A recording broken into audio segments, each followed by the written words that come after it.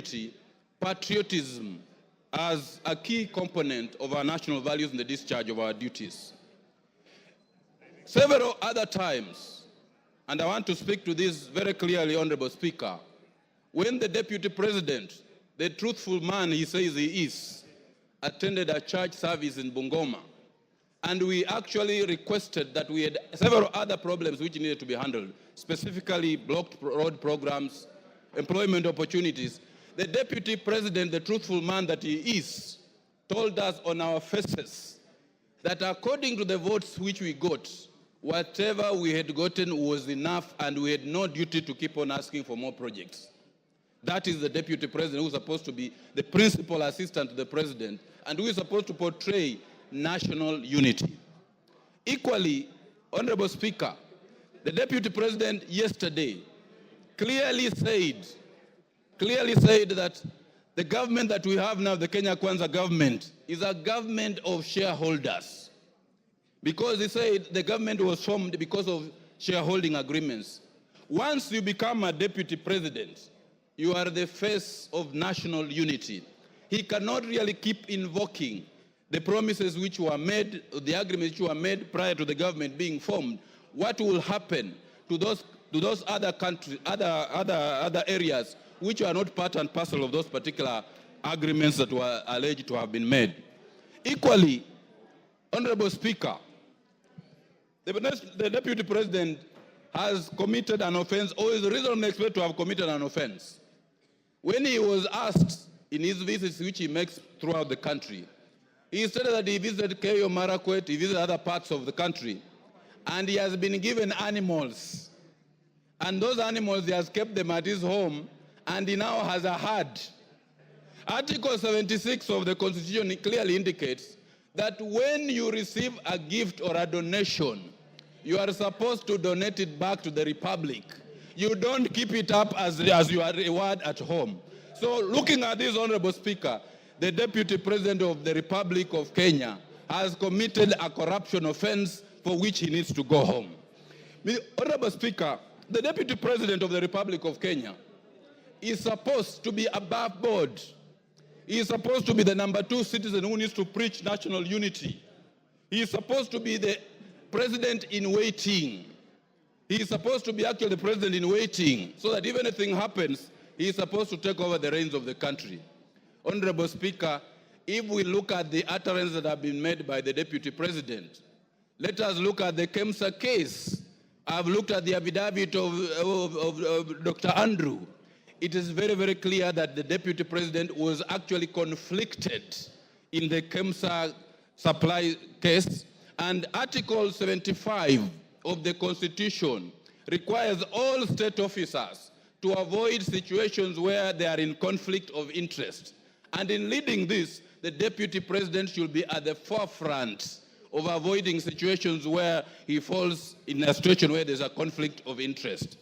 Taking into account all these 11 grounds that have been made, I have no doubt on my mind, Honorable Speaker, that for his arrogance, that for his breach of the Constitution, that for his defiance, that for his statements, that for his conduct, he is not a truthful man as he pretends to be, and we cannot have such a person as the Deputy President of the Republic of Kenya.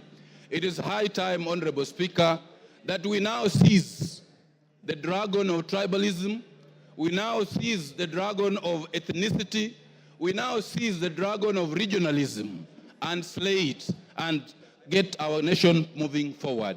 Honorable Speaker, I rise to support this particular motion and say the Deputy President of the Republic of Kenya must go and we have start up a fresh page. I support, Honorable Speaker. Julius Ole Sunguli.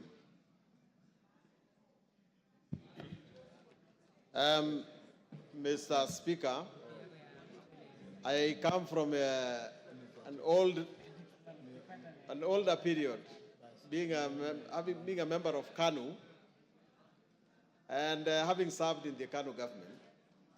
And I find some things rather difficult to understand. Because, Mr. Speaker, this position of Deputy President is a new one. It came in 2010. The position of Vice President had very, very good gentlemen. I still recall the way the office was occupied by the Honorable, unfortunately late, George Saitoti, Kijana wa Malwa, and indeed, the fine gentleman that we have in politics now, Honorable Kalonzo Musyoka. Those people, Mr. Speaker, understood their job. If I were to stand today and accuse the Honorable Rigathi Gachagua, I would accuse him of only one thing. He does not get it. This particular job, he does not know the job description of a deputy president. For one, Mr. Speaker, the Constitution of Kenya says that there shall be a president. And then that president will be assisted by a deputy president. Now, assisted by a deputy president. That means, Mr. Speaker, that our Constitution foresees a situation where we have one driver and one makanga. And one is not trying to do the job of the other. Now, how did we get into a situation, Mr. Speaker, where we now have two bosses in the country? We have the president who is the boss, and we have the deputy president who says he's also the boss. Now, if there is something that we have to do in this house is to resolve that dispute. The country cannot run when we have... Give Wamuchomba the mic. Yes, Mheshimiwa. Mr. Speaker, I rise on a point of order to just ask whether the word makanga is parliamentary. I just need a clarification. The word makanga, whether it is parliamentary language. Is the member in order to use that kind of language today? Honorable Wamuchomba. Order. Yes, Millie. Yes, Millie. I don't know if Honorable Sunkuli has allowed me to inform you. Yes, Mr. Speaker, I just wanted to inform Honorable Sunkuli that you can use those words so long as you put in inverted commas, because you are reporting.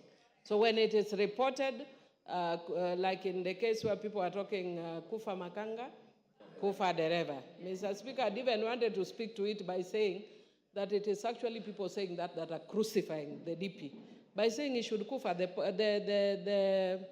the motion here is on the, in quote, makanga. It's not on the dereva. So people want to bring the motion on the dereva in quotes, can bring, but the one we are dealing with now is on makanga. But for Honorable Wamuchomba, language is dynamic. It's living. It grows. That's why you now find Kiswahili words in the Oxford English Dictionary.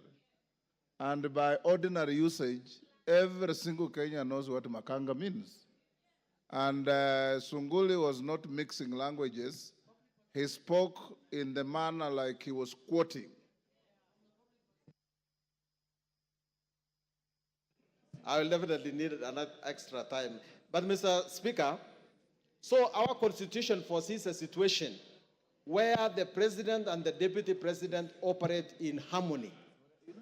Now, Mr. Speaker, if your principal job is to assist the president, and your marriage with the president is now irretrievably broken down, the only purpose of this house is to say that there is actually no more marriage, and that the deputy president can no longer perform his duties as a deputy president.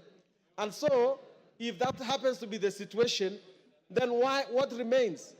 I remember the late President Moi telling us that the problem with Africans is that they don't resign until they are kicked out.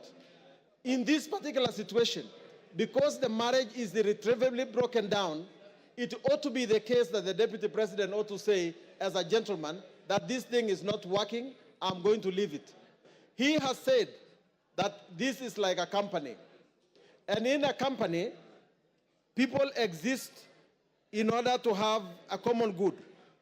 And the mixture of strategy and vision and deep understanding of their core business is what will bring fruits to this job.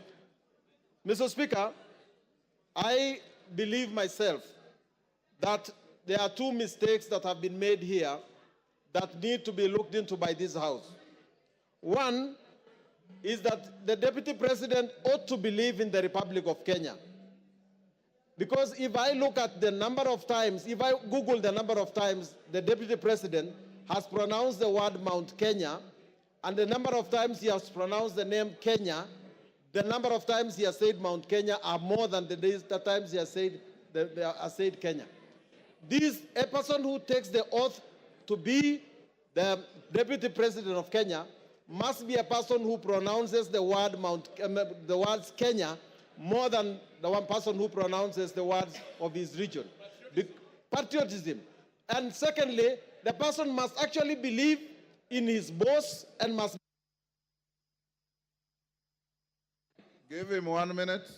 Mr. Speaker, if your core business is to work for your boss, you must believe in him. If you don't believe in him, what are you doing with him? The second thing is that you must believe in Kenya. If you don't believe in Kenya, that you believe that your responsibility is to look after the shares of your side of Kenya, then what are you doing with the rest of the country? Mr. Speaker, I want to finish by urging that next time we appoint a deputy president, next time the president appoints a deputy president, let him understand that that is a serious business. You must appoint a person who will actually understand that he's going to be a president if something bad happens. Don't do it just because he brings votes. Let us be serious about this responsibility, because that is where we are going wrong. Someone is saying that he qualifies just because he brought in the votes, not because he can actually appeal to the rest of the Kenyans and can be trusted by the rest of Kenyans. I therefore, Mr. Speaker, vote to impeach. Osoro. Thank you very much, Honorable Speaker. Honorable Speaker,